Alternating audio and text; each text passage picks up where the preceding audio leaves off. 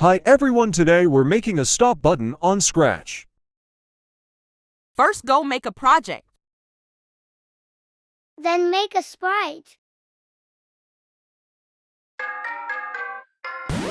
Then make a red box with a text saying stop, And put it in the corner. And making in the code make it broadcast stop.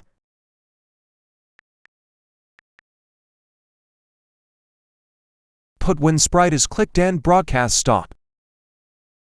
And make it at the back within green flag clicked. Then put a sprite to receive stop.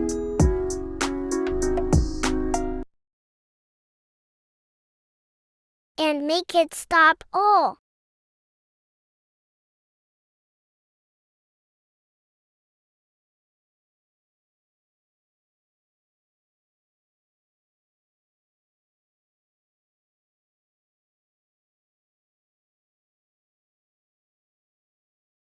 Make sure to like and subscribe.